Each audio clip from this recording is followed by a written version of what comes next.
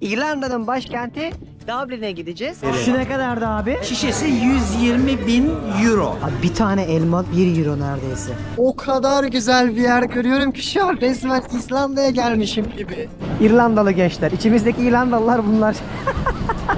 Onun niye dendiğini biliyor musunuz? Yine fish and chips'in peşine düştük. Çok güzel bir Temple Bar dedik. Gelin bakalım nasıl bir şeymiş. Ya çok güzel işte bak. Bu harika. İşte bu şahane. Artık Kuzey İrlanda'dayız. Pound kullanmaya başlayacağız. Sabah euro kullanıyorduk. Bak benim de kafam karıştı. Harika bir İrlanda sabahından günaydın. Bakın nerede uyandım. Buraları gezerken en sevdiğim şey kazıklanmıyorsunuz. Birleşik Krallık'taki en pahalı şey ne biliyor musunuz? İrlandalılar bizi seviyorlar çünkü burada bir patates kıtlığı oluyor. Bizim sultan destek gönderiyor. Sular 2.20 euroya çıktı. Hemen bir an önce İrlanda'dan çıkabiliriz. Daha gündüz saatlerindeyiz. Bakın millet publarda eğlenmeye başlamışlar. İstikamet İrlanda. Nasıl olacak bu süreç? Baştan sona anlatacağım. Sizlere iyi seyirler. Bana da keyifli bir yolculuk olsun. Türkiye'nin lider su arıtma markası Aura Sebilon Unique sunar.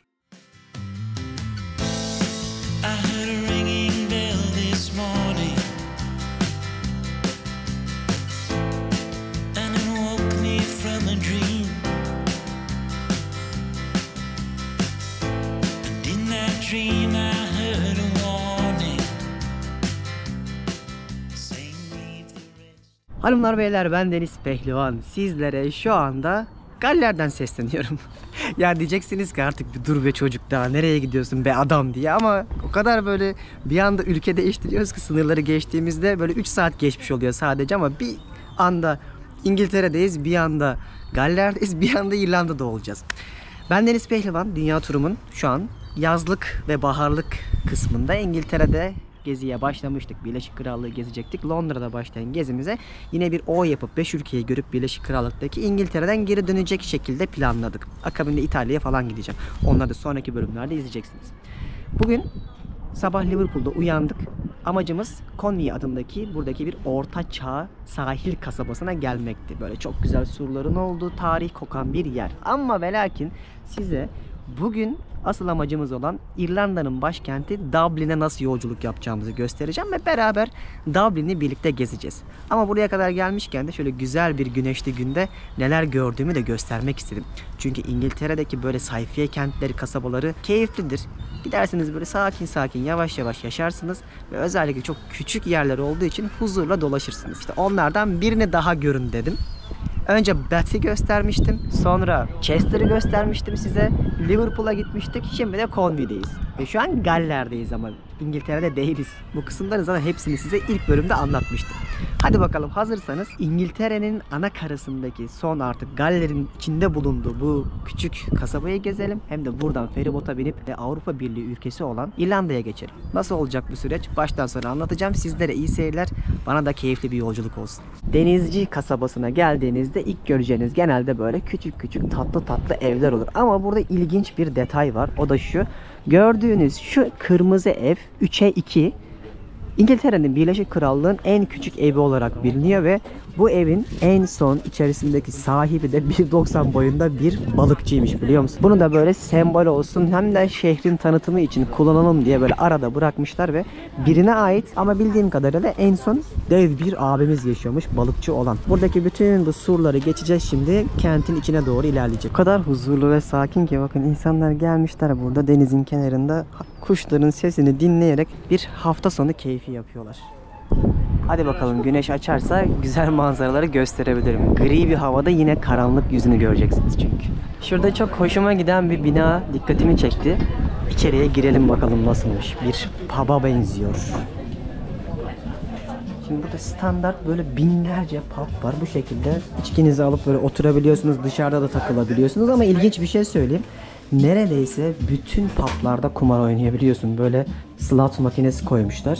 Direkt burada paranızı yatırıyorsunuz. Genelde çok az veriyor ama bunlar 100 pound'a kadar. Bu arada kesinlikle kumar iyi bir şey değildir. Oynamanızı önermiyorum. Ben sadece size İngiltere'deki Birleşik Krallık'ta görebileceğiniz manzaraların bir detayını söylüyorum.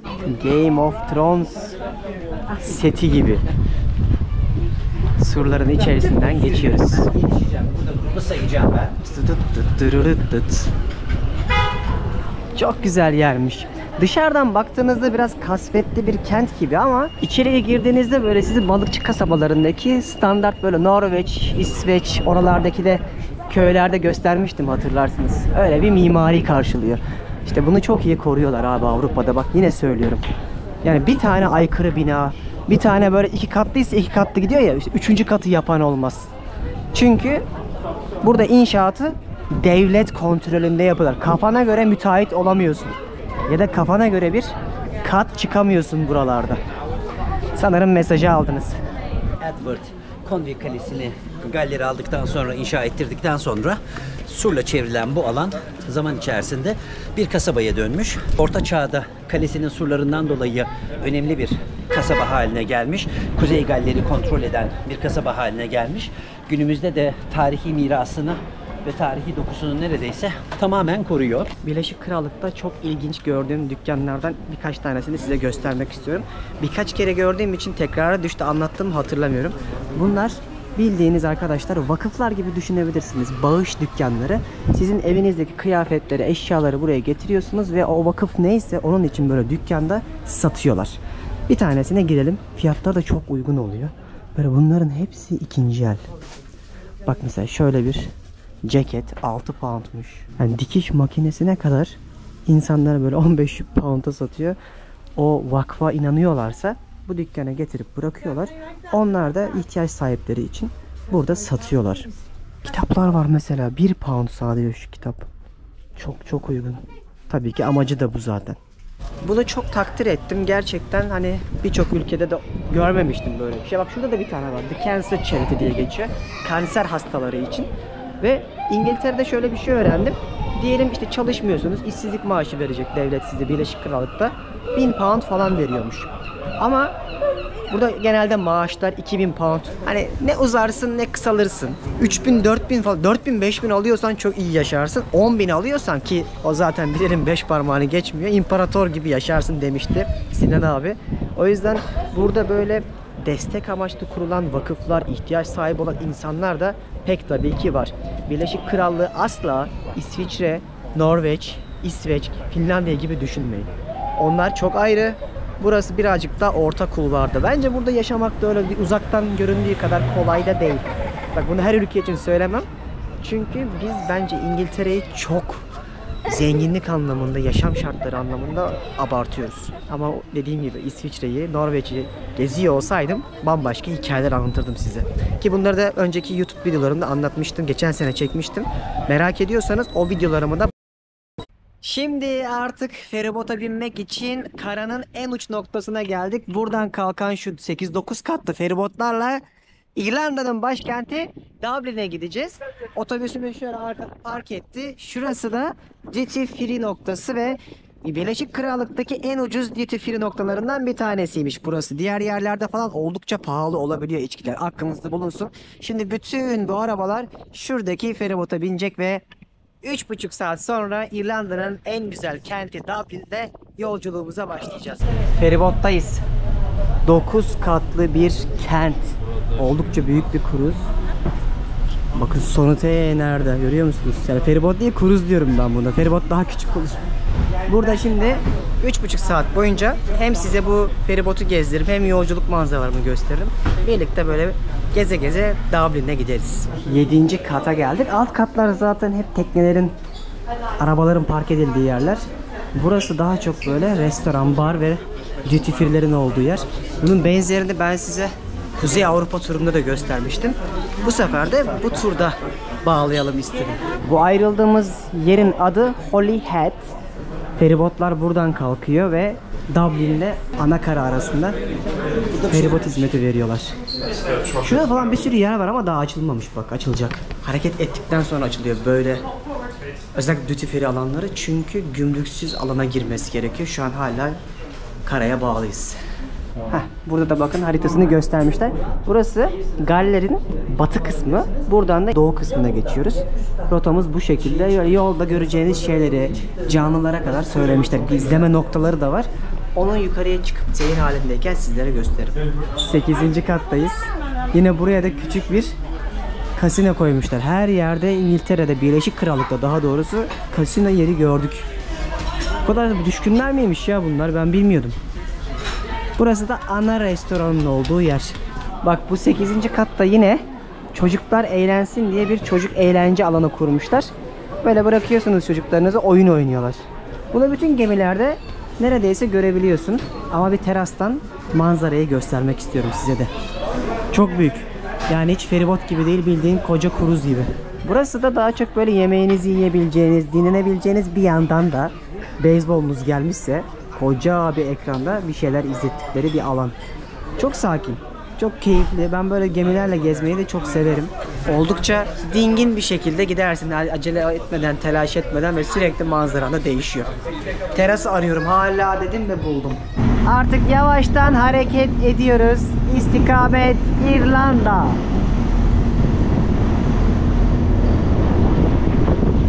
Burası da restoran kısmı. Direkt gelip buradan self servis şeklinde alıyorsunuz. Hamburgerler var, ravioliler var, fish and chipsler var, etler var. Genelde de fiyatları 15 pound oluyor. Şimdi ben de bir fish and chips yaparım. Bayağı acıktım, sabahtan beri doğru düzgün yemedim. Zaten burada kahvaltı çok büyük sıkıntı. O yüzden daha çok öğlen yemeğini dolu geçirip enerjiyi almaya çalışıyorum. Fish and chips iyi gider. Fish and chips'le bir içecek söyledim, bakalım nasıl bir şey gelecek. Yine fish and chips'in peşine düştük. Çok güzel bir porsiyon fish and chips ayarladılar.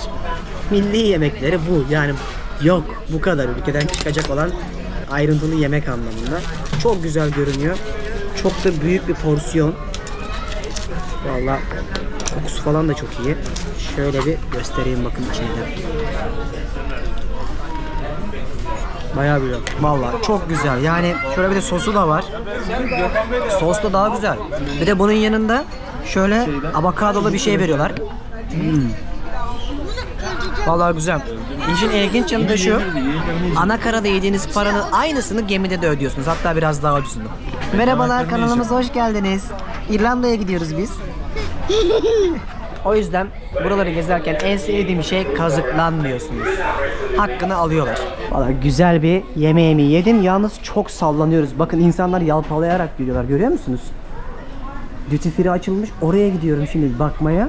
Bayağı rüzgarlı.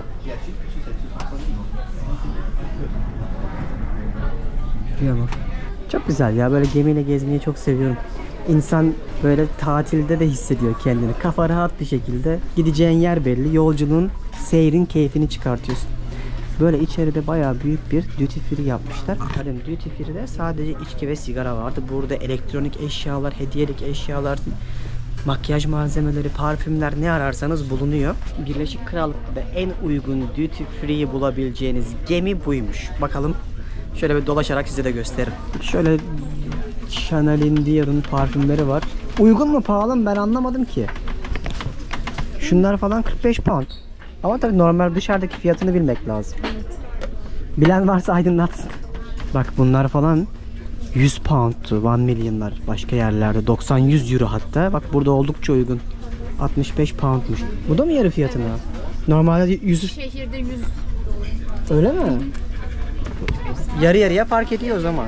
Bak şöyle Jameson'ın litrelik viskileri var. 2 tanesi 36 pound. Bunların dışarıda tanesi 25-30 pound'tu. Birleşik Krallık'taki en pahalı şey ne biliyor musunuz? Şu ana kadar gördüğümü söylüyorum. Sigara. Normalde paketi 20 pound yaklaşık olarak. Ama bu duty free'lerde şöyle alırsanız eğer 20'lisi mesela 60 pound, yani tanesi 3 pound'a falan geliyor. O yüzden sadece bunun için, alışveriş yapmak için bile gezenler var bu iki ülke arasında. Şöyle 2 tane parfüm aldım, 40 pound verdim. Bu arada üzerindeki kazağı da buradaki sabah gittiğimiz köylerden birinden aldım. İsmini hala hatırlamıyorum bile. Güzel bir anısı olacak benim için ki bilirsiniz normalde hayatta kıyafet almam. Sevmiyorum. Kadınlar nasıl yapıyor anlamıyorum yani. O kombinler, o kıyafetler kafaları karışmıyor mu? Gerçekten ben bir kazak alırken 40 defa düşünüp kafayı yiyen bir insan olarak bu yorumu yaptım. Yaklaşık 1,5 saat geçti. 2 saat sonra Dublin limanındayız. Dublin'e geldik. Çok büyük bir limanmış burası. Aynı zamanda şu an çekim yaptığım yer VIP Lounge kısmı. Buraya ayrıca para ödüyorsunuz. Ama süre kısa olduğu için biz vermedik. Böyle gemimiz şimdi yanaşıyor. Oldukça büyük bir limandan giriş yapacağız ve Dublin'in merkezini hemen keşfetmeye başlayalım. Ve Dublin'deyiz. Dublin'e giriş 101. 6 milyon kişi yaşıyor ülkede ve 500 bin kişi Dublin'de yaşıyor. 500 milyar dolar gayri safi milli hasılası olsa da genelde insanlar 3000 euro civarında kazanıyorlar. Bununla beraber ülke 100 sene önce bağımsızlığını ilan ediyor ve Birleşik Krallık ülkesinden olmasına rağmen burası Avrupa Birliği'ne dahil. Yani İngiltere Avrupa Birliği'ne dahil değildi. Brexit yapıp çıkmıştı ya. Bunlar hala devam ediyorlar. Ama burası Schengen'e dahil değil. Yani İrlanda'ya gelebilmeniz için ya İrlanda vizesi alacaksınız ya da Birleşik Krallık vizesi alacaksınız. Birleşik Krallık vizesi alsanız da direkt İrlanda'ya uçamıyorsunuz. Birleşik Krallık vizesini aldıktan sonra önce İngiltere'ye bir girmeniz lazım. Diyelim Londra'ya. Sonra oradan aktarma yapıp İrlanda'ya gelebilirsiniz. Bunu bir kere aktive ettikten sonra artık İrlanda'ya Dublin İstanbul hattında gidiş geliş uçak bileti alabiliriz. Bunu çoğu yerde bulamazsınız. Bulamadığınız için Birleşik Krallık vizesi aldığınızda İrlanda'ya gelmeye çalışırsanız uçağa dahi binemezsiniz. Aklınızda bulunsun. Ve kentin hemen en önemli bölgesi Temple Bar bölgesine geldik. Burası aslında Temple Barı olsa da barlar bölgesinin adı. Dünyadaki en iyi Irish pub kültürünün olduğu yer. Bu arada İrlandalılar bizi seviyorlar tarih kitaplarındaki detaylarda. Çünkü burada bir patates kıtlığı oluyor. O zamanlarda bizim sultan, imparator buraya şey gönderiyor, destek gönderiyor. Hatta bunu da İrlandalılar bilirmiş ve Türkleri severlermiş bu yüzden. Neredeyse Amerika başkanlarının yarısından çoğu kendini aslında özünün İrlandalı olduğunu söylüyor. Zaten birçok insan buradan toplanıp Amerika'ya gidip kuruyorlar ve temellerinin de İrlanda kökeni olduğunu inanıyorlar. O yüzden hangi Amerika başkanı seçilirse seçilsin bir kere İrlanda'ya gelir. Ayrıca birçok yerde de Amerika bayrağı görürsünüz. İşte bu yüzden de Amerika ile İrlanda arası iyidir. Temel sebebi de budur. Ve hava hep yağmurludur desem yanılmam. Daha gündüz saatlerindeyiz. Bakın millet publarda eğlenmeye başlamışlar. Saat 6.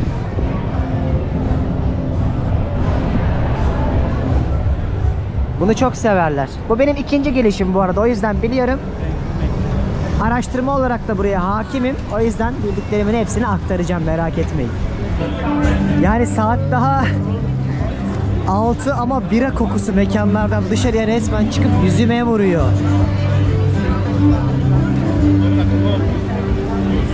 Tam kalbindeki işte dünyaca ünlü Temple Bar'ı görüyorsunuz. Burası en ünlü yer. Şimdi yine bu bölgeye dair benim blog yazılarım ve aynı zamanda açıklamaya bırakacağım gezimin detayının özeti olacak. Açıklamayı okumadan yine buralara gelmeyin. Birleşik Krallık ve İrlanda gezisi yapmayın. Çünkü o kaynaklarımın hepsi sizler için aslında gezi rehberi niteliğinde. Çok da işinize yarar. Çok güzel. Yağmur da yağsa güzel.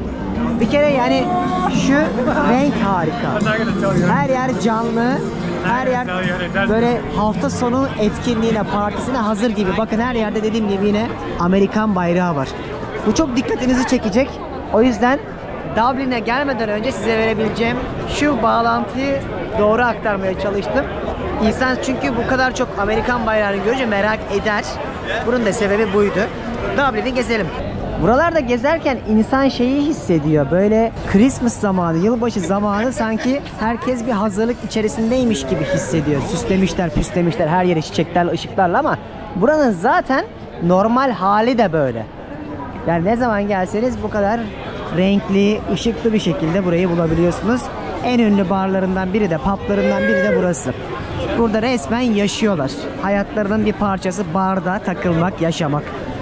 Seversiniz sevmezsiniz ama İrlandalılar buna bayılıyor. Temple Bar dedik. Gelin bakalım nasıl bir şeymiş. İçini göstereyim. Bildiğin kalabalık, alkol kokuyor. Hiç keyifli değil. Burası da arka kısmına açılan yer. Biraz daha aydınlık.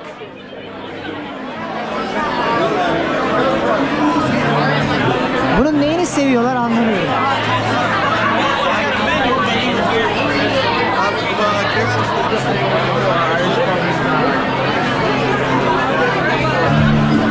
İçerisi falan güzel, yani bar kısmı falan tasarımı bayağı iyi.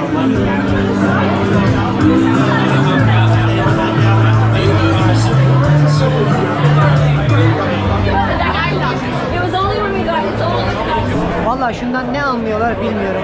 Tamamen turistik, baş ağrısı. İçeride apış arası kokuyor resmen, tabiri caizse. Yemek falan da yiyebiliyorsunuz atıştırmalık ama hiç keyifli değil. Hiç beğenmedim.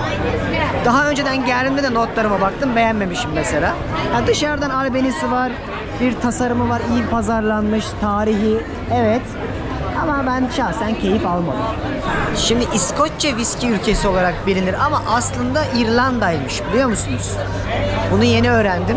Bu kentin de merkezinde birçok yerde, mesela Jameson falan da onların markalarından bir tanesi ve böyle deneyebileceğiniz viski house'lar yapmışlar. Geliyorsun abi buraya, birçok viski markası hangisi varsa tadabiliyorsun. Restoran, bar keyfi yapabiliyorsun. Onlardan birine de böyle bir dalalım. Ya çok güzel işte, bak bu harika. İşte bu şahane. Az önceki kaostu. Belki de ben yaşlanıyorum herhalde. Zevklerim çok değişti. Burada da işte demiştim ya, tadabiliyorsunuz diye. Bakın menüde viskinin türüne, menşeisine, yaşına göre fiyatlar var.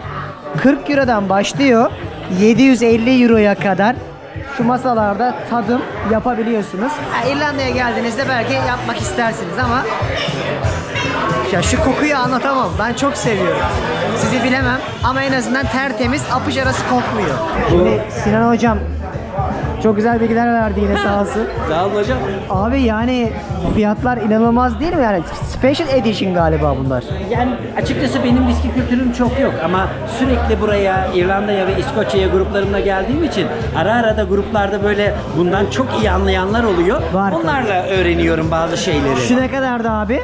O yukarıda gördüğümüz Middleton şişesi 120.000 euro. Bir şişe viski Bir 120 şişe bin euro. 120.000 euro ama şunu söyleyeyim sana. Geçen Londra'da Mayfair'da bir viski dükkanına girmiştik. Gördüğüm en pahalıyı orada gördüm. Tek bir şişe 78 yıllık Macallan 330.000 pound idi. Demek ki alan var ki satıyorlar. Yani evime bir ipotek ettirip gelip alıyoruz Tabii galiba. tabii, ev parası ya, inanılmaz ama. İnanılmaz. Şunlar bile yani, bak bu dublesiymiş 500 euro. Bu da şişesiymiş. Evet, yani 33 yıllıkmış evet, herhalde. Aynen öyle. Şişeyi alırsak 6.000 euro veriyoruz. Ama şişeyi almayalım, bir duble açtıralım, bir duble içelim dersek de 500 euro O da veriyoruz. servetçik zaten. Aynen öyle. Yani bunlar İrlanda, yani viski konusunda çok iyi değil mi abi? Ben öyle söyledim ama. Öyle zaten, hani viski konusunda en temelde 3 ülke sayılır. İskoçya, İrlanda ve Amerikan Bourbon. Son yıllarda Japonlar da yani ciddi anlamda şey yapmaya başladı, yükselmeye başladı. Şurada Japon viskileri de var. Onların da fiyatları hayli yüksek. Zaten İrlanda viskinin ilk üretildiği yer. Yani tarihte viski kayda ilk İrlanda'da geçmiştir ama boynuz kulağa geçer misali İskoçlar sonradan yapmalarına rağmen bugün dünyanın en iyi viskisi İskoçlu. Markalaştılar da. Zaten İskoç, yani Scotch demek aynı zamanda en kaliteli viskiyi de ifade ediyor. Ben burayı çok beğendim. Burası çok güzel. Çok güzel. Diğer yerlerden, diğer Temple Bar falan hikaye. Buranın da kültürü bu işte. Bunu çok sevdikleri için dünyaya da çok iyi bir şekilde pazarlamışlar. Dünyanın en ünlü barı diyebiliriz burası için. İçini de gösterdim size. Ben çok haz etmedim. Şimdi burada bir nehir var. Oraya doğru gidiyorum. Keza Dublin'de çok yeşil bir ülke olduğu için Avrupa'nın en büyük parklarından birkaç tanesi de var ama hani çok park gösterdim size. Onu göstermeyi düşünmüyorum. Böyle biraz daha Old Town, yani Eskişehir merkezini gezerek vlog yapacağım. Şöyle nehre doğru yürüyelim.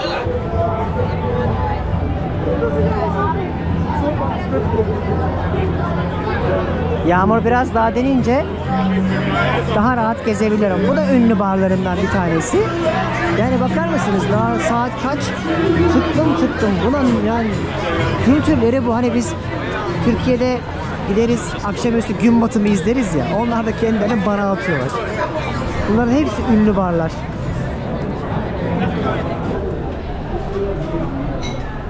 Çok ilginç ya. Yani sadece küçücük bir cadde nasıl bu kadar meşhur olmuş, nasıl iyi pazarlamışlar, helal olsun adamlara. Her Avrupa kentinde olduğu gibi ne vardır arkadaşlar? Tabii ki nehir vardır. Arkamdaki gördüğünüz yer Old Town, Eskişehir merkeziydi. Şimdi şu Liffey Nehri'nin üzerindeki köprüye geldim ve size şöyle tepeden bir manzara gösterelim bakalım. Böyle bir yer. Birazcık daha şimdi diğer caddeye geçeyim dedim. Böyle street food yapan yerler var. Yemek yiyebiliyorsunuz, 11 ila 15 dolara noodle gibi şeyler yapıyorlar ama ben bunları önermiyorum. Bak bu arada burası da bak Bedes diye bir mekan ama Temple Bar bölgesi. Artık bunu ettik kazanmıştır. Şöyle yukarılara doğru çıkalım. Her yerde bir sıra var, her yerde bir pub var. Yani fish and chips çok ünlü, her yerde yiyebilirsiniz ama ben size daha lokal, daha İrlandalıların yerel bir yemeğini, et güvecini yedireceğim. Onu göstermek istiyorum. Şimdi bir restoran buldum. Acıktım da oraya doğru gidiyorum. Bunu da bir deneyimlemek lazım. İnanılmaz. Yani buna shower diyorlar. Bir anda bardaktan boşalırcasına yağıyor. Bir 10 saniye önce çektiğim videoya baktım. Bir de şimdikine baktım. Arada inanılmaz bir hava farkı var. Shower'ı yaşıyoruz şu anda. Yapacak bir şey yok. Çok acıktım. Ve bu ne edebilir? Koştura koştura gidiyorum restorana. Koş koş koş koş koş.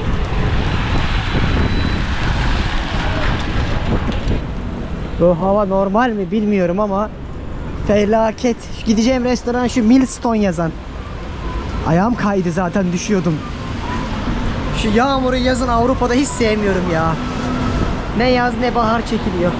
Var ya, ayaklarımı suyun içinde kaldı resmen. Neyse, mekanda yer bulabildim. Aslında bulamamıştım ama ben YouTuber'ım. Çok fazla sana müşteri göndereceğim böyle. Dedi ki yarım saatlik bir masa ayarlarım dedi. Ayarladığı yere bak. Hemen şeyin önündeyim. Barın önündeyim. Burada yemekleri hazırlıyorlar. Peki ne yiyeceğim? Yiyeceğim yemeği göstereyim. Bundan yiyeceğim. Beef and stew diye geçiyor. Bildiğiniz İrlanda güveci gibi düşünebilirsiniz. Etli, patatesli, ekmek banarak yiyebileceğim bir şey. Çok ünlü. Bir de bunların deniz mahsulü çorbası var. Şöyle chowder diye geçiyor. C ile yazılıyor. Bu da çok ünlü. Gidip herhangi bir yerde hamburger yiyip et yiyebilirdim ama bunu yemek istedim. Burası da güzel bir durak. İnternette yaptığım araştırmalara göre. Dublin çok pahalı bir kent.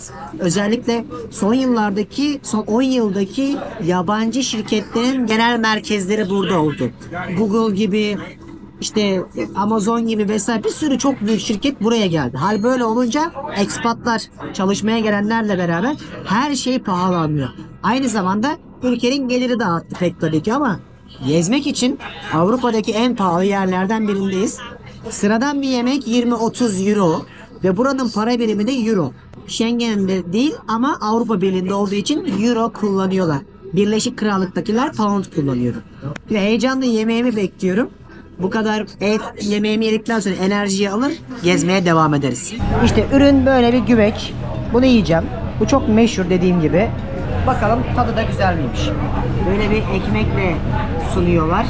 İçerisinde kendine bir böyle aroması var tek tabii ki ama havuç falan da koymuşlar. Üzerine de şöyle bir patatesi kondurmuş. Çok acıktım bugün. Bakalım inşallah güzel çıkar. Bildiğiniz et. Bununla doyarsınız. Gayet iyi. Yani güzeldi. Sağ olsunlar oradaki şeflerden ve yanındaki ekipten çalışanlar Türk de bana tatlı da ikram ettiler ama onu çekemedim. Unuttum heyecandan. Çok fazla Türk de göreceğiz İrlanda'da. Çünkü burası kozmopolit bir kent. Dediğim gibi birçok genel merkez buraya taşındı. Haliyle Türkler de geldi. Bu arada yemekle ilgili yorumumu yapayım. İşte yani çok ölüp bayılmadım. Biraz tuzluydu, sert üründü ama en azından ekmek banarak yedim. Yani oraya geldiğinizde artık steak yemek istemiyorsanız vesaire ya da fish and chips böyle bir alternatif olabilir. Şimdi bak ara sokaklardan birine geldim. Yukarılara çıktım çünkü. Burada 1000'e yakın böyle pub var biliyor musunuz? Dünyada metrekareye düşen en çok pub'ın olduğu yerlerden bir tanesi ve nüfusun yarısından fazlası 25 yaş altı. Yani genç nüfusun en çok olduğu yerlerden bir tanesindeyiz. O kadar ilginç tipler gördüm ki yani gerçekten çok ilginç tipler var. Öyle böyle değil. Saçları, tarzları falan. Şimdi burası aynı zamanda dünyanın en iyi 50 üniversitesinden bir tanesi olan Trinity College'ın da olduğu yer. Onu yarın muhtemelen gidince göstermeyi planlıyorum size. Orada anlatırım çünkü çok önemli bir bina ve İrlanda'nın eğitim anlamındaki en büyük kaynaklarından bir tanesi orada. Şimdi bu sokaktan böyle yürüye yürüye dolaşa dolaşa size hem biraz mahalleleri göstereyim hem de belki bir yerde oturur kahve içerim. Lakin çok soğuk. Bak şurada da yine Amerika bayrağı var. Gördünüz mü? Bunu diyorum işte. Hatta İrlanda'nın nüfusu 6 milyon. Yurt dışında yaşayan İrlandalıların 80 milyondan fazla olduğu söyleniyor. En çok da Avustralya, Amerika'da. Bak burada da bir tane böyle bar var. Her yerde bar var. Pub var. Az önceki yemeğe bu arada 22 euro dedim.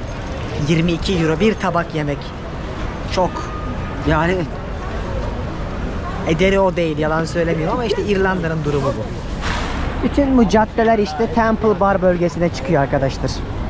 Şuradan aşağıya indiğinizde hep Temple Bar'a inersiniz. Ben orayı size gösterdiğim için biraz yukarılarına bakayım dedim. Güzel ama temiz bir yer. Gelmişken bir markette bakalım. Hem biraz ısınırım. Gidelim. Şöyle paketlenmiş bak sushi'ler satıyorlar 11 euroya. Sandviçler bile markette 6-7 euro. Çok pahalı. Abi bir tane elma 1 euro neredeyse. Tek bir tane elma. Yani Avrupa'nın hiçbir yerinde şu paraya 2 euro yaklaşık sakız aldığımı hatırlamıyorum. Vallahi yaşayan bilen varsa yazsın, bu işte bir terslik var, anlamadım. Baksana şu kolalar bile 2.80 3 euro falan oldu. Küçücük kola yani. Şu Red Bull'lar 3-4 euro neredeyse. Sular 2.20 euroya çıktı. Hemen bir an önce İrlanda'dan çıkabiliriz. Kaçın. Bir tane Türk denk geldi az önce. Onunla sohbet ettim. Ya dedim benim ilk izlenimlerim böyle çıldırmış dedim burada enflasyon fiyatlar. Abi ne sanıyorsun, burası çok değişti. 2-3 sene önceki yıla göre bile dedi çok fark var. Gerçekten ben İrlanda'ya geldiğimde hani bunu görünce şok oldum. Önceki notlarıma falan da baktım. Bayağı bozmuş. Hala ata biniyorlar. Şu faytonu bırakalım be kardeşim. Yazık günah hayvanlara. Sadece ışıklarda beklerken 20 farklı dil duydum herhalde. Akşam olunca ışıklar daha güzel, sokaklar da birazcık dolmaya başladı haliyle tabii. Kalabalık da arttı. Ben şu an daha çok beğendim. Gündüz bu kadar güzel değildi. Akşam böyle ışıkla beraber sokağın güzelliği ortaya çıktı.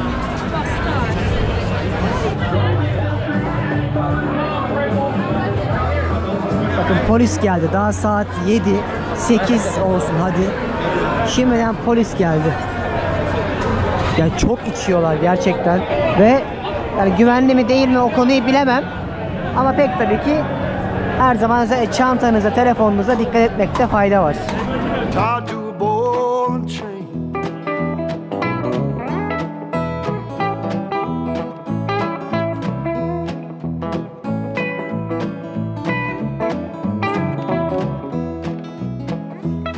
Well, come this time tomorrow, reckon I don't know where I'll be. But if it wasn't for that old sheriff, I'd be back. Harika bir İrlanda sabahından günaydın. Bakın nerede uyandım. Burada insanlar böyle çok düzenli mahallelerde yaşıyorlar. Böyle 2 katlı, 3 katlı evler var. Birazcık dışarıdayız. Bütçesel olarak çünkü daha uygun. Merkezdeki oteller falan bile çok pahalı. Ben size yine dikkatimi çekenleri yazarım. Özellikle nerelerde kalmanız gerektiğini ama biz böyle bir gezinin içinde olduğumuz için azıcık dışarıda kaldık. Ne göstermedim size bu zamana kadar? Kahvaltı. Hem Birleşik Krallık'ta hem de İrlanda'da genel bir kahvaltı göstereyim. Hadi gelin.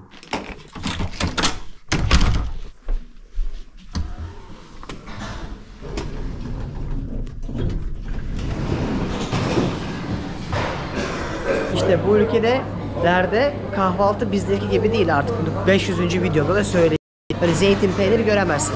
Daha çok böyle açlığı bir nebze durdurup uyanmak için bir şeyler yerler. Doymak için değil. Burası mesela bir meyve suyu reyonu. Aklınıza gelebilecek her türlü şerbete kadar var. Şurada meyve var. Burada ekmekler var. Avrupa'da ekmek sıkıntısı çekmiyorsun. Burada sütle karıştırabileceğin işte sabahları yapılan o cornflakes'lerden var. O istisnasız bütün otellerde görürsünüz. Bir meyve seti yaparlar. Bu da onlardan bir tanesi. Yine kavun karpuzuna kadar oluyor. Şunlar hep domuz. Yoğurt oluyor. Hazır yoğurt da var şu şekilde. Ekmeğinizi de buradan alıp kızartabiliyorsunuz. Şurada da daha çok böyle sıcaklar var. Yani yumurta, haşlanmış yumurta, fasulye gibi temel gıdaları da tüketiyorlar ama ben çok sevmiyorum.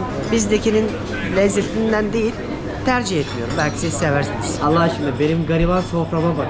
Ekmek, tereyağı, bir de portakal suyu. Bu bana yetiyor yani. Ben bununla bir güne başlıyorum, bir kahve içiyorum, sonra öğlen yemeğiyle buluşturuyorum. Bugün Dublin'in merkezini gezeceğiz. Dün zaten sadece Temple Bar civarını gezmiştik. Ben size özetini geçmiştim. Bugün ise hem ülkeyi daha iyi anlamak hem de özellikle İrlanda'nın bu gelişimini, eğitimini ve sosyoekonomik yapısını da size anlatmak istiyorum. Gezerek, rehberden de alacağım bilgilerle. Çünkü burası da çok oldukça önemli bir ülke. Birleşik Krallık coğrafyası. Ben şimdi kahvaltımı yapayım, sonra yola çıkarız. İrlanda'da yemyeşil bir ülke. Aslında bu coğrafyayla ilgili hep şey derler. Bir kişiye 1,5 koyun düşüyor lafı vardır. Keza İskoçya'da da, İngiltere'de de aynı şey geçerlidir. Buralar yine bir parklar ülkesi. Dublin'de de yine yüzlerce park var ve onlardan bir tanesini şu an geziyorum. Çok güzel bir sabah, böyle sonbaharın serinliğini hissederek gezmek muhteşem buralarda.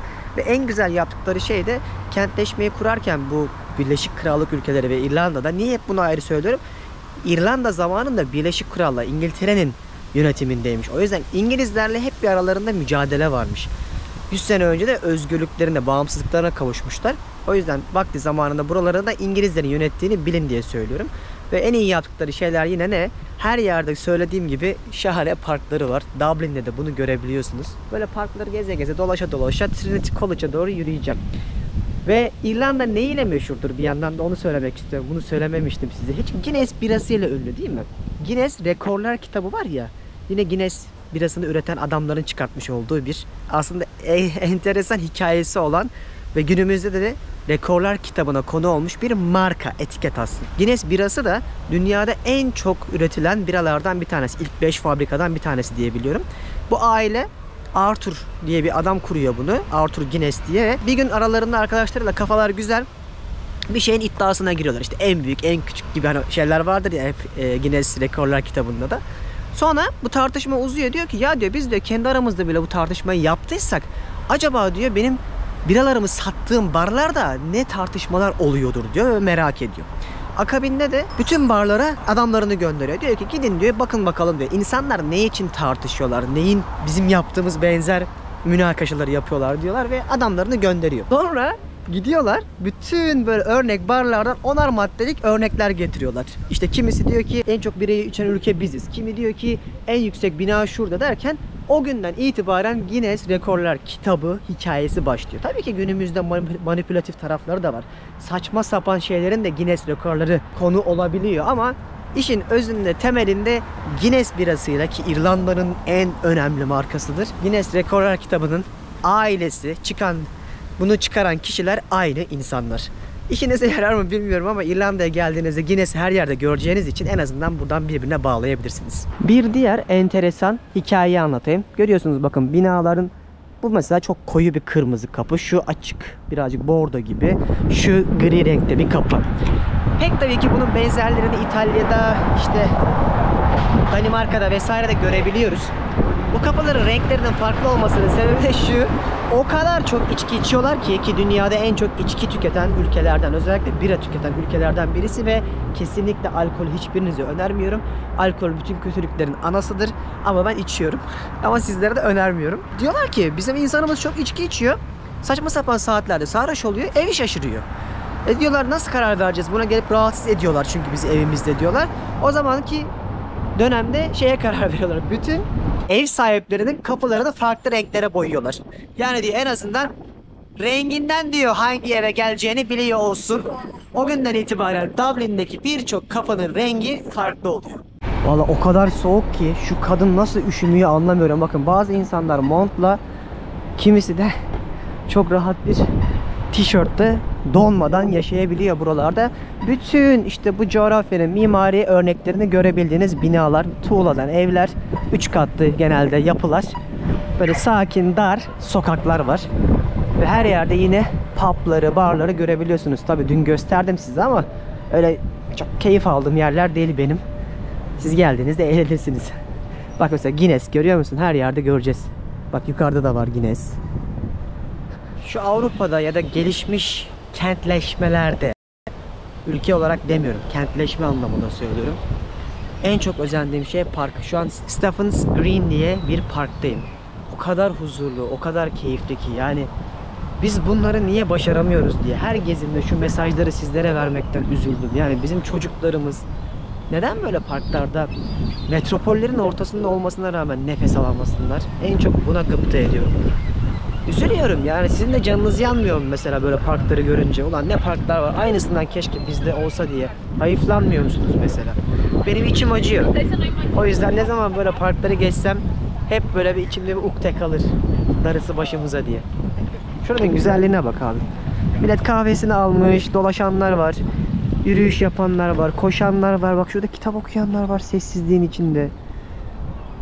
Yine her parkın ortasında kuşları görebileceğiniz, kuğuları görebileceğiniz bunu çok iyi korumuşlar ya.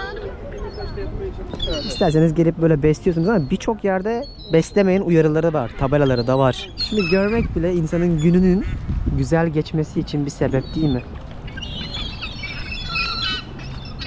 Çocuklarınıza da gösterin o yüzden böyle yerleri. Darısı başımıza ne diyeyim. Dünyanın en çok içki içen ülkesinde isterse bakın gençler sabahın köründe kalkıp böyle grup halinde sporlarını da yapabilir. Yani herkesi içki içiyor diye alkolik gibi düşünmeyin. He var. Dünyada en çok alkolün olduğu çok böyle ülke gördüm. Kore'yi, Japonya'yı, Avrupa'da da birçok ülke var ama etiketlemek çok yanlış böyle ülkelere gittiğinizde. Çünkü insanlar özgürlüklerin olduğu toplumlarda kararları kendileri verebilir. Başkalarına zarar vermediğiniz müddetçe özgürlük yaşayabilirsiniz. Hatta öyle bir laf var ya, başkalarının özgürlüğünü kısıtlamadığın müddetçe özgürsündür diye. Bunu örneğini bilerek verdim. Çünkü alkolle çok bilinen bir ülke ama bakın isterlerse insanlar bir cumartesi sabahında sporlarını yapıp hayatlarını da yaşayabilirler mesajını vermek için. Şimdi bazısı diyecek ki ne saçmalıyorsun sen ya, ama Türkiye'de ne yazık ki ben mesela Instagram'da falan bir paylaşım yapıyorum. Dünya küfür ediyorlar içki var diye. Size ne abi yani, bırakın isteyen istediğini yapsın. Mesajını vermek için söyledim. Bu koku nereden geliyor diyordum. Ya şu Avrupa'da fayton işini bir bırakamadılar, bunlardan geliyormuş. Özellikle Viyana'da falan da görürsünüz. Burada da var. Şu hayvancıkları ticari ve turizm amacıyla yapılan zulme karşıyım. Lütfen beni desteklemeyin siz de. Hayvanat bahçelerinde gitmeyin. Bu konuda hassas olursanız sevinirim. Yani artık bu çağda yapmayalım. Bunlara gerek yok ya.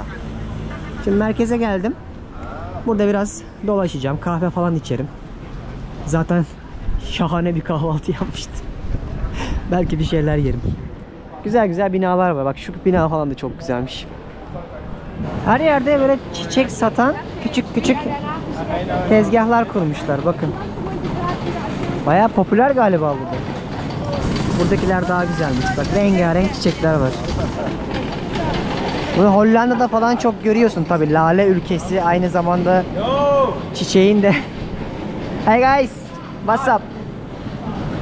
İrlandalı gençler. İçimizdeki İrlandalılar bunlar.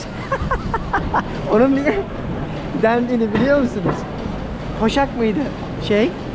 Teknik direktör. İrlandalı futbolcular işte maçı kaybediliyor ondan diyor diye biliyorum. İçimizdeki İrlandalılar var ya mesajıyla. Günümüzde de böyle beğenmediğimiz içimizde böyle hain, şakayla karışık söylüyorum pek tabii ki, işini iyi yapmayan birileriyle ilgili içimizdeki İrlandalı tabiri bizim de resmen atasözü gibi hayatımıza girmiş mesela. 3 içerideki İrlanda için, 3 rakip İrlanda için. Şimdi içerideki İrlandalıları bir göreyim bu hafta ben. Çıksınlar onlarla konuşalım. Bir şey daha sormak istiyorum lütfen hocam. Sabah yürüyüşünü yaptıktan sonra bir tane kafeye geldim. Şimdi kahve ve kek keyfi yapıyorum. Sabahçı dediğim gibi kahvaltıyla doymuyorsunuz. Böyle çok güzel bir kafedeyim. Buna yani 10 euro falan ödüyorsunuz.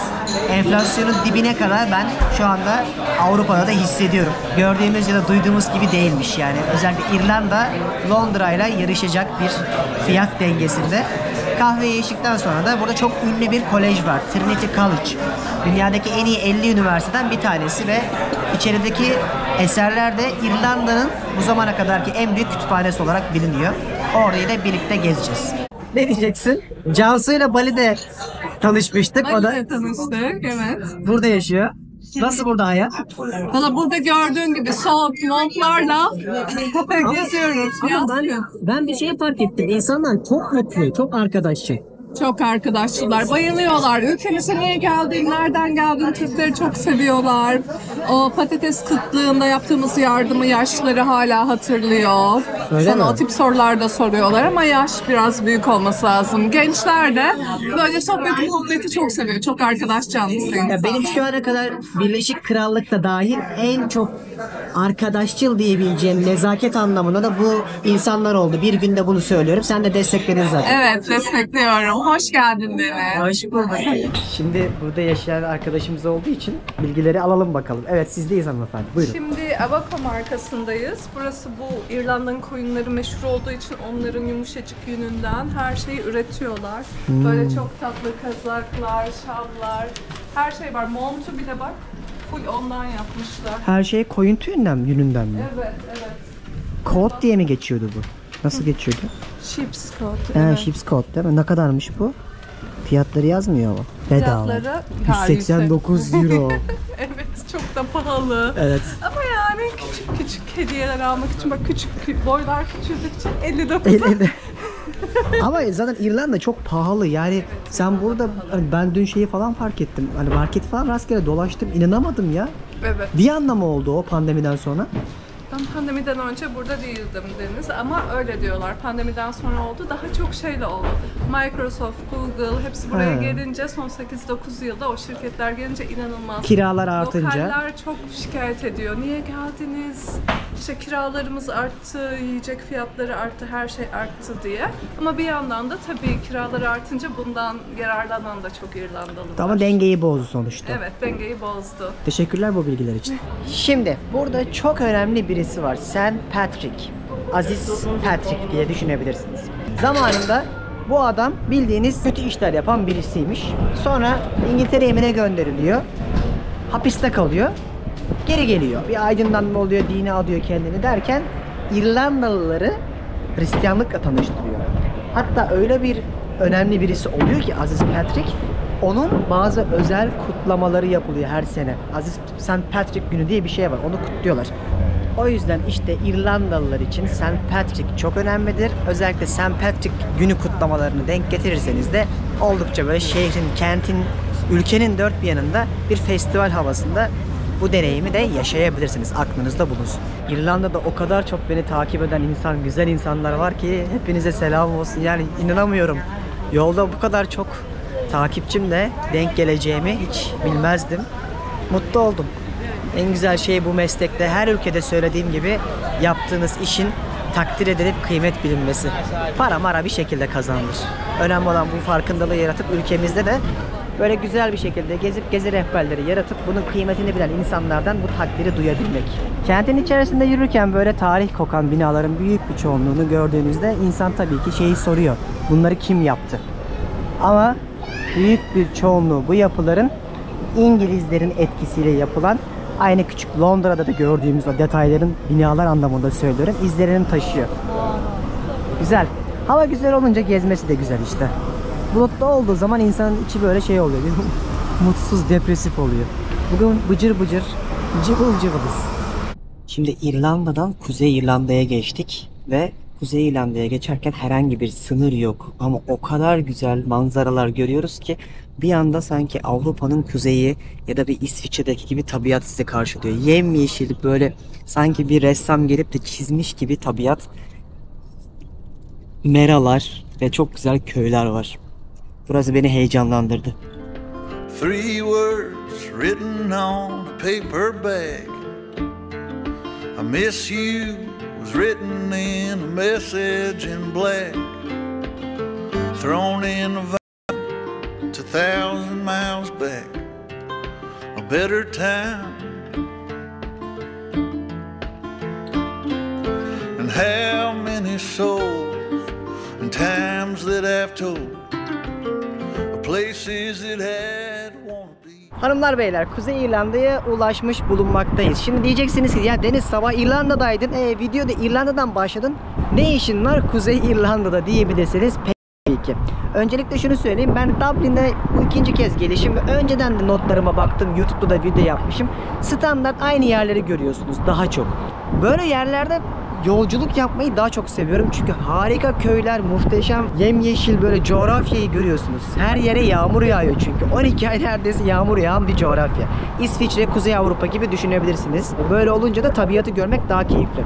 Şimdi Kuzey İrlanda'ya geçip oradan İskoçya'ya geçeceğim. Bunu da yapmamın sebebi şu.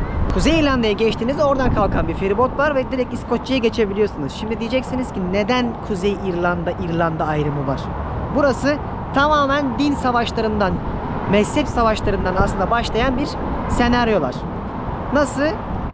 Kuzey İrlanda Birleşik Krallık ülkesi. İrlanda ise Avrupa Birliği'ne üye. Neden Kuzey İrlanda Birleşik Krallığa üye? Çünkü Protestanlar ve Katolikler savaşı oluyor 100 sene önce. Buradaki İrlandalılar diyor ki biz Protestan olmak istemiyoruz. Biz Katoliyiz diyorlar. Ondan sonra bu Kuzey İrlanda'da Belfast bölgesinde özellikle Protestanları destekliyor İngiltere ve bunlar Birleşik Krallığa dahil oluyor. Ve İrlanda'dakiler de biz Katolik olup ayrılacağız diyorlar ve ayrılıyorlar. Temeli tamamen bundan dolayı, yani Protestan ve Katolik ayrımından dolayı.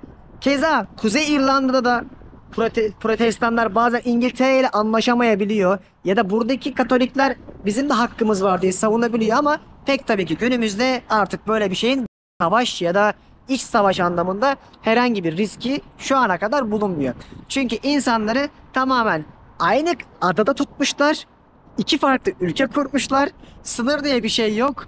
Tamamen mezheplerden ve İngiltere'nin yaratmış olduğu Birleşik Krallık algısından dolayı ana karada yaşayan iki toplumun dinlerden dolayı ayrılmasından ibaret.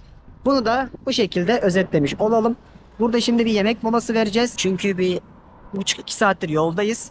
Bir saattir de dinleniriz, yemeğimizi yeriz. Sonra sizi çok güzel bir yere götüreceğim. Orayı da anlatırım. Hadi gelin. Yemeğimizi yiyelim bir. Şöyle bir mekana girişimizi yapalım. Artık Kuzey İrlanda'dayız. Pound kullanmaya başlayacağız. Sabah euro kullanıyorduk. Bak benim de kafam karıştı. Şimdi artık menüler yeniden Birleşik Krallık'ta olduğumuz için Pound'a döndü. Burası böyle Çin noodle mutfağı yapan bir yer. Şurada Burger King var, Subway var.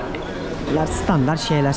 Yerel bir şey bulursam onu yemeye çalışacağım. Yoksa da yol üstünde olduğumuz için canımız sağ olsun. Ya bu arada kendime şöyle bir kazak almıştım. Ne kadar yakışıklı oldum ya.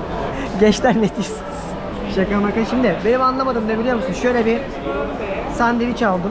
Kola aldım. Bir de kurabiye aldım. 8 pound verdim. Bunun aynı TL karşılığı Türkiye'de de aynı. Ama buradaki insanlar maaş olarak 60.000 TL kazanırken bizdekiler 20.000 lira falan kazanıyor. Nasıl oluyor da aynı para oluyor? Hatta içine full alt tarafında bayağı bir et koydu. Gerçekten Avrupa'da bu fiyat konusunda birçok yer aynı hemen hemen. Ekmek varsa yaz bize. Burada başka mutfak olmadığı için mecbur bunu yedim. Bu birazcık yoğunluk gibi. Güzel.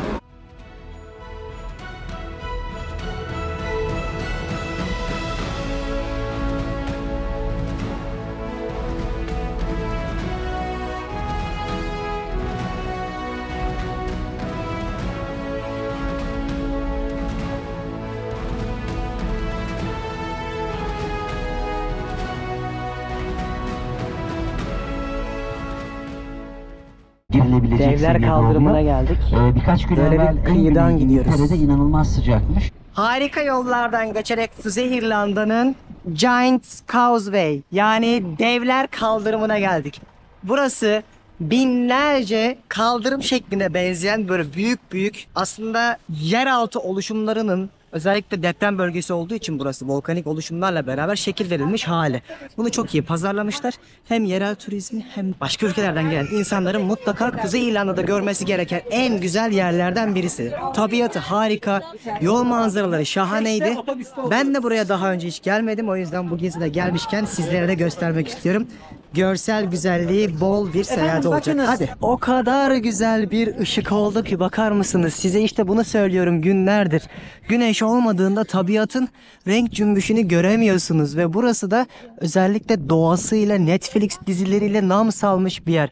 İskoçya, Kuzey İrlanda, İrlanda, Galler, bu ülkelerin hemen hepsinde şu yeşili ve harika tabiatı görebiliyorsunuz. Her yerde inekler, koyunlar otluyor. Sanki böyle böyle birisi gelmiş çizmiş gibi ki bu yorumu Norveç'te, İsviçre'de yaptım. Yanlarından geçemez o konuda, yani sonuçta kralı bu coğrafyaların Norveç'te, İsviçre'dir bana göre ama şu manzarada oldukça güzel. Kuzey İrlanda'nın en kuzeyindeyiz şu anda. Atlantik Okyanusu'nu görüyorsunuz. Yukarısı İzlanda, resmen soğuğu yüzüme vuruyor. Şimdi şu yol boyunca yürüyeceğim, aşağıya kadar dolaşacağım. İsterseniz 1 pound vererek şu otobüsleri de kullanabiliyorsunuz ama ben bu yürüyüş parkurunu deneyimlemek istiyorum. Çok güzel, çok beğendim ya şimdiden. Yani yol manzaraları da harikaydı. Bu da bir başka güzellik kattı. Soğuğa nasıl alışıyorlar yani çocukluktan beri, eyvallah biliyorum. Danimarka'da da bebekleri karda bile dışarıya çıkartıp bağışıklıkları olsun diye soğukta bekletiyorlar ama gerçekten çok zor. Ellerim çatladı resmen. Üstüne bir de rüzgar. Yani o kadar güzel renkler var ki insan şurada yürürken neyi çekeceğini şaşırıyor doğrusu. Ve bunu ben birazcık şeye de benzetiyorum. Faroe Adalarına. Hatırlarsınız, onun da böyle görselleri vardır. Çok güzel tatlı tatlı köyleri vardır. Yeşilin her tonunu görebileceğiniz. Bu arada oraya gitmek için Danimarka'dan vize almanız lazım. Danimarka'ya bağlı. Oralarda o ülkede, bu coğrafyada bulunuyor zaten. O yüzden tabiat olarak birbirine çok yakınlar. Niyeyse orayı andırdı. Şimdi bir 10 dakikadır falan yürüyorum. Artık yavaş yavaş o basamakların, kaldırımların olduğu yere doğru yaklaştım. Hiç ağaç yok, görüyorsunuz değil mi? Rüzgardan dolayı. Gerçekten hani şu sakin haliymiş bile. Öyle ki öyle bir fırtına oluyormuş ki burada. Zorla yürürmüşsünüz. Harika. O kadar güzel bir yer görüyorum ki şu an resmen İzlanda'ya gelmişim gibi. Aslında bu kayaç yapısının benzerini Brezilya'da, İzlanda'da, Türkiye'de özellikle kuzey tarafımızda, Karadeniz taraflarında görebiliyormuşuz ama tabii ki buradakilerin yapıları çok daha belirgin ve fotojenik olduğu için pazarlamasını da haliyle iyi yapmışlar. Şuradaki manzara gerçekten şahaneydi yani. Çok başka bir diyara geldiğinizi hissediyorsunuz. Çok beğendim. Şuradan bir 10 dakika daha yürüdükten sonra varacağız o en ünlü uç noktasına. Tabii bunlar o kadar düzenli basamaklar ki bununla ilgili yapılan hurafeler de var pek tabii ki ama hepsinin bilimsel olarak kanıtlanmış bir özelliği de şu. Ben arkeolog değilim. Bir de bu konularda anlayan birisi değilim. İnternet bilgisi tamamen. Sonuçta kayaç yapısının bulunduğu yere bir ısı ve buzdan dolayı bir şekil alma, erime süreci oluyormuş. O yüzden de bu şekiller oluşuyormuş. Tamamen yani herhangi bir insan eliyle yapılmadığını bu işi araştıranlar bu şekilde açıklamışlar. Zaten baksanıza bak, şurada başlıyorlar tek tek. Şurada özellikle. Her yerde güvenlik var bu arada. Böyle merdiven gibi basamaklar başladı. Asıl böyle arkalara doğru gittikçe en büyüklerini göreceğiz. Ama inanın bana şu basamaklardan daha çok beni mutlu eden şu renk. Şahane yani. Çok beğendim. Şuna bakar mısınız? Sanki birisi gelmiş bak, kaldırım gibi tek tek döşemiş.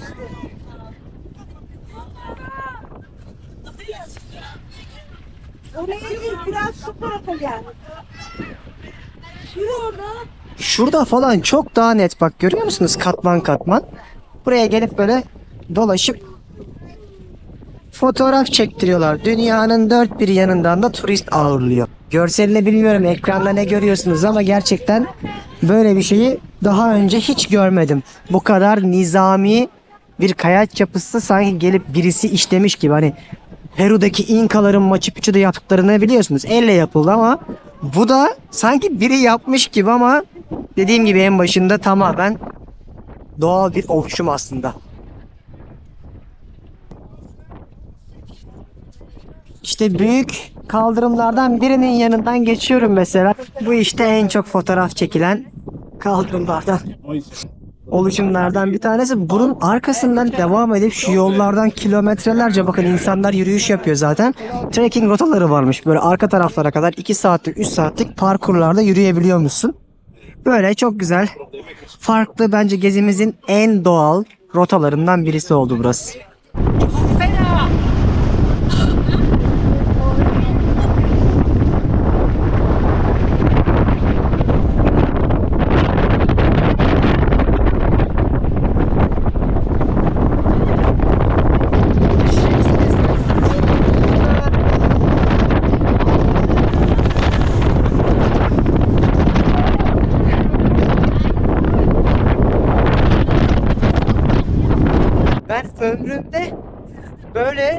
rüzgar yemedim.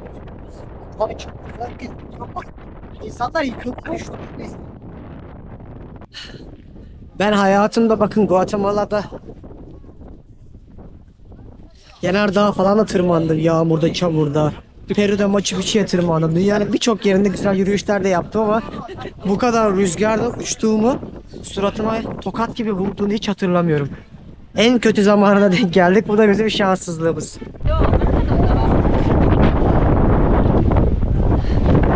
Yağmur başladı şimdi de. Ve burada sığınacak hiçbir yer yok. Donumuza kadar ıslanacağız, belli oldu.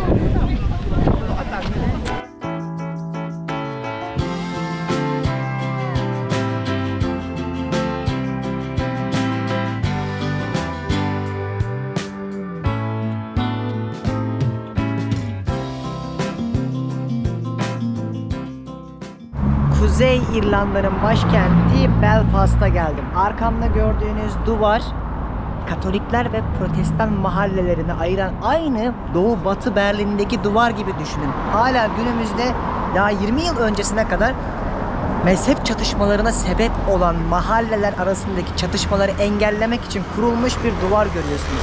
Sabah İrlanda'da başlayan yolculuğumu niye Kuzey İrlanda'da bitirmek istedim biliyor musunuz? Burada 100 yıldır yaşanan Katolik ve Protestan mezhep çatışmaları gibi görünen ama temelinde aslında siyasi bir karmaşalık yaratan, Cumhuriyetçilerle Birleşik Kral'daki kraliyetçiler savunucuları aslında arasındaki mezheplerin bağlandığı bir çatışma bu. Yani şöyle düşünün, İrlanda Katolikleri destekliyor, Kuzey İrlanda'da Protestanları destekliyor. İrlanda Katolik, Kuzey İrlanda Protestan demiştim ya size. Burada da işte Kuzey İrlanda'da gitmeyen Katolikler de var. Onlarla diyorlar ki hayır diyor, biz burada yaşıyoruz. Siz diyor madem diyor İngiltere'yi, kraliyeti destekliyorsunuz, o zaman diyor siz gideceksiniz deyip gitmiyorlar. Hatta günümüzde Kuzey İrlanda'daki Katolik nüfusu halen %40, %60'da Protestan. İşte özellikle bir kutsal cuma mıydı? Öyle bir anlaşmayla 20 küsur sene önce bu savaş bitiyor ama günümüzde halen güncel olayları da yansıttıkları, resmettikleri şu duvarın üstü bir sınır olarak kabul ediliyor. Yani burası aslında bir nevi Kuzey, Güney İrlanda mücadelesinden sonraki sınır yoktu sınırı geçtiğimizde. Halen olası bir tehdit olan Katolik-Protestan çatışmasını önlemek için yarattıkları bir duvar. Ama nihayetinde hep ne diyorum, her gittiğim ülkede, yani düşünün Avrupa'nın göbeğinde hala böyle bir şeyle insanlar kaygılı bir şekilde önlem amaçlı duvarları korumaya çalışıyorlar. Çünkü siyasi savaşlarda hep ne oluyor? Olan halka oluyor. Yani fillerin kavgasında çimenler ezilir misali. Ne yazık ki burada da aynı mücadeleyi yaşayıp bir sürü masum insan günlerce, aylarca süren çatışmalarda hayatını kaybetmiş. Sırf temeli de siyaset. Titanic Belfast'ta yapıldı. Liverpool'da mimari olarak çizildi ve şirket orada olduğu için Liverpool menşeili. Ve şu anda bulunduğum yer neresi biliyor musunuz? Titanic Müzesi. Müzesini de yapmışlar ve bunu satıyorlar ki ben yıllar önce buna girmiştim. Vlogunu da yapmıştım. Zaten bu gezimde ben size daha bir sürü göstermediğim şeyin detaylarını açıklamaya yazacağım. Nerede kalmalısınız, nasıl rota izlemelisiniz, blog yazılarım gibi hepsini anlatayım ki buraya gelmeden önce onlar da size çok güzel rehber olur. Her ülkede söylediğim gibi bir yerin videosunu yaptığımda açıklamaya bakın. Buralara gelecekseniz size orada da güzel rehberler hazırlarım. Ve bugün çok güzel bir yerde kalacağız. Titanic Müzesi'nin hemen önünde oteli var. Titanic Otel'de konaklayacağım. Müzeyi gezmeyeceğim. Daha önceden gezdim çünkü. O videomu izlersiniz. Oradan bakabilirsiniz. Şimdi şu oteli bayağı övmüşler. Kaliteli de bir otel. Gelmişken artık günün yorgunluğunu bir atalım. Bayağı yoruldum. Size sabah 8'den beri çekim yapıyorum. Gerçekten siz bunu bir nefeste izliyorsunuz. Ama bizim hem gezerken hem masa başında verdiğimiz o kadar büyük emekler var ki. Yorumlarınızı ve beğenilerinizi eksik etmeyin. Dünya turlarımda, böyle gezilerimde benim için en büyük katkı ve destek sizler tarafından gelecek olan bu olacaktır. Otelin içinde şahane bir bar alanı var, görüyorsunuz. Çok ferah, böyle bembeyaz tasarlanmış. Birazcık insanların hani lüks ve ihtişam hissiyatını vermişler. İyi bir yere geldiğinizi hissediyorsunuz. Burası daha çok bar kısmı ama yemek yemek isterseniz şöyle bir alandan geçiyorsunuz ve karşıda bir steakhouse restoranı var. Yine burası da bu arada barlarından bir tanesi. Çok güzel yer. Bakalım odası nasılmış, size odasını da göstereyim. Titanic'i yapan şirketin ismi bu. White Star Line adında.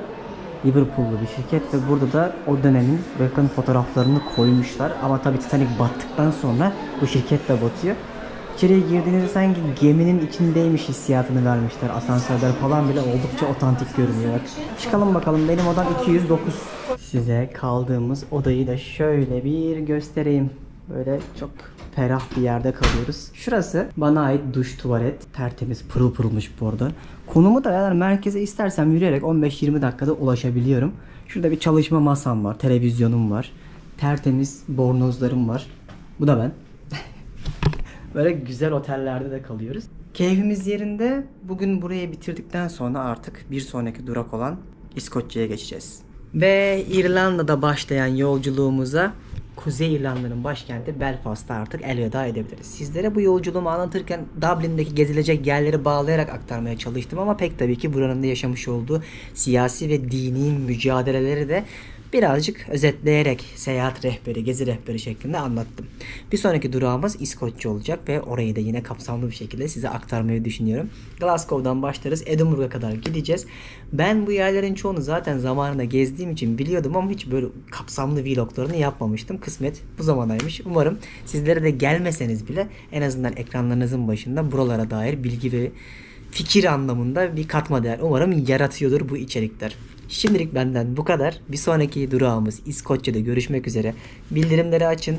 Çok güzel şeyler anlatmaya devam edeceğim sizlere. Umarım keyif alıyorsunuzdur. Dünyayı gezerek böyle tecrübelerimi aktarmayı çok seviyorum.